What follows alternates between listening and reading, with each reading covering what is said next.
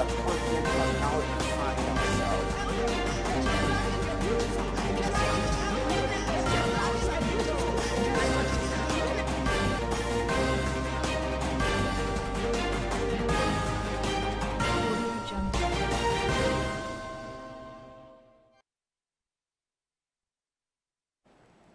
In the news, Petroleum Corporation announces plan to acquire stakes in private refineries. EFCC chairman to attend UN special session on corruption. First human case of H10N3 bird flu reported. And to sports, world number 2 Naomi Osaka withdraws from tournament. Details coming up shortly.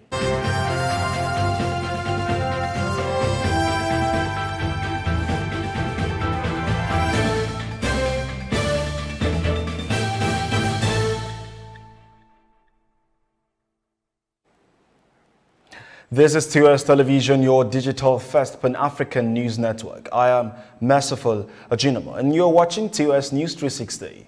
The Nigerian National Petroleum Corporation, NNPC, has expressed its decision to acquire stakes in 6 private refineries in the country. The Group General Manager, Group Public Affairs Division, Kenny Obateru, made this known in a statement on Monday. According to the statement, the corporation had identified at least 6 refinery projects in which it intended to seek equity participation. It also stated that the plan is in line with the federal government's policy directive, which requires the compulsory participation of the corporation in any privately owned refinery that exceeds 50,000 barrels per day capacity. And Chairman of the Economic and Financial Crimes Commission, EFCC, Abdulrasheed Bawa, is set to join the United Nations General Assembly special session against corruption, which is scheduled for Wednesday, 2nd of June to the 4th of June 2021. The UNGAS will, among other things, examine measures to prevent and tackle corruption, thereby strengthening international cooperation. The special session is expected to adopt a brief and action-oriented political declaration agreed upon by consensus through intergovernmental negotiation under the support of the Conference of the State Parties to the United Nations Convention Against Corruption, that is the UNCAC. An aero contractors, Nigeria's oldest airline, has concluded arrangement to begin flights from Abuja to Bauchi 4 times in a week as part of its route expansion program. Dates will soon be announced for Maiduguri, Borno and Calabar flights, according to the airline.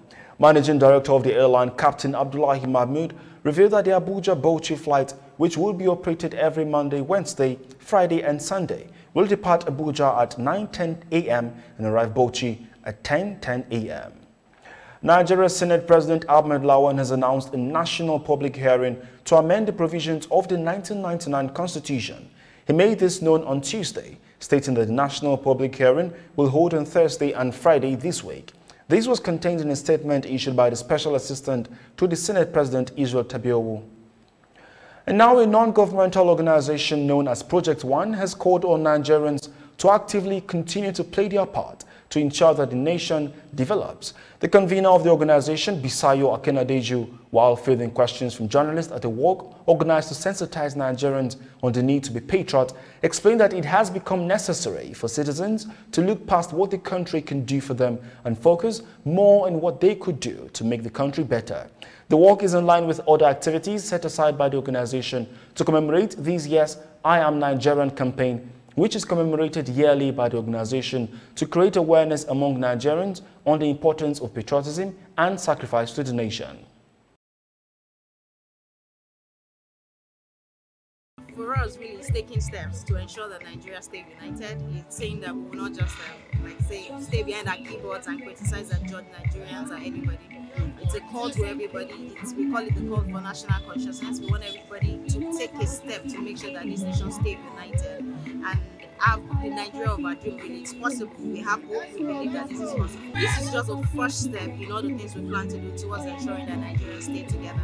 And of course, we'll be talking about everybody becoming one, not marginalizing anybody, not on an ethnicity, religion basis, or for whatever reason at all. And that's why we say I'm a Nigerian, we are Nigerians.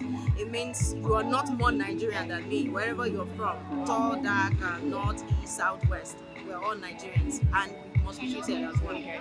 What is your call to action for other Nigerians at this point? Well, I'd say hold yourself responsible. In as much as we hold the government responsible, hold yourself responsible. Ask yourself, what's the difference I want to see? Be the change you want to see. So yes, that's the call for me. And as I walk today, I return back to my office, my home, my community, and I ask myself that which I desire and ask of Nigerian government. Am I living it out as an individual? If I can, then I have the guts to point out fingers towards my leaders or whatever it is.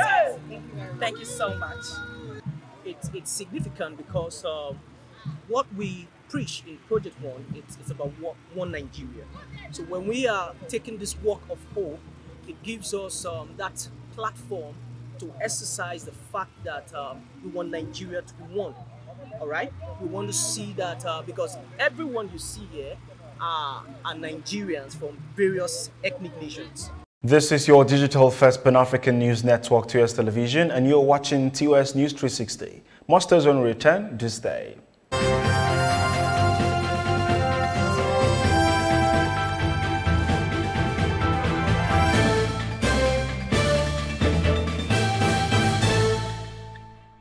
Many thanks for staying. Uganda's army spokeswoman Flavia Biakaso disclosed on Tuesday that gunmen sprayed bullets at a car carrying General Katumba Wamala, Uganda's Minister of Works and Transport, in an attempt to assassinate him. The former army commander was injured while his daughter and driver were shot dead. The gunmen riding motorcycles opened fire at the vehicle carrying the Ugandan minister in the Kampala suburb of Kiasasi. Pictures released on social media showed bullet holes in the car window and casings on the ground. There were also pictures of Wamala with his mouth open beside his car and blood on his trousers. And former Ivory Coast President Laurent Gbagbo plans to return home on June 17 following his exoneration on charges of crimes against humanity by the International Criminal Court, his party said on Monday. Gbagbo had ruled the country from 2000 until the time of his arrest in 2011 for his role in the post-election violence and subsequent civil war that left 3,000 people dead after he refused to concede to Ouattara. The ex-president, who turned 76 on Monday, may still face an outstanding 20-year sentence given to him in absentia in November 2019 by an Ivorian court for misappropriating funds from the regional central bank. President Alassane Ouattara had in April mentioned that Gbagbo was welcome to return.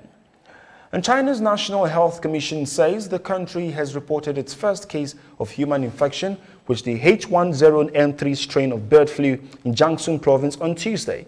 According to a statement released by the Health Commission, the 41-year-old patient was diagnosed for having the H10N3 avian influenza virus on May 28. However, the cause of how the patient contracted the infection was not disclosed.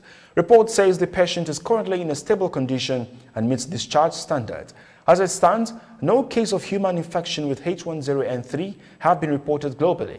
Meanwhile, there are different strains of avian influenza in China, and some sporadically infect people, especially people who work in poultries. And President Joe Biden of the United States will take part in a remembrance of one of the country's darkest and largely forgotten incidents of racial violence. He will join in grieving for the hundreds of black people killed by a white mob as the 100th anniversary of the destruction of thriving black community in Tulsa, Oklahoma. President Biden will be the first U.S. president to participate in the remembrance. On the 31st of May and the 1st of June 1921, white residents of Tulsa and civil society leaders looted and burned the Greenwood district and used planes to drop projectiles on it. About 300 black Tulsans were killed and thousands of survivors were forced into internment camps. And talking sports, four-time Grand Slam champion Naomi Osaka has said she is withdrawing from the French Open following the bitter fallout from her decision to boycott all media activity. The former world number one, Osaka, said she had suffered bouts of depression since winning her first Grand Slam title at the US Open in 2018 and that talking to the media triggered anxiety. Tennis Grand Slam tournament leaders announced Sunday that Osaka would be fined $15,000 for refusing to attend mandatory post-match press conferences at the French Open. And that is TOS News 360 on your digital first Pan-African news network. For more updates, visit www.tostvnetwork.com. Follow and like our social media handles on Facebook, Twitter and Instagram. And remember to subscribe on YouTube. Do stay with us and enjoy more programs on the network. I am Merciful Ajinamo. Thank you for watching. We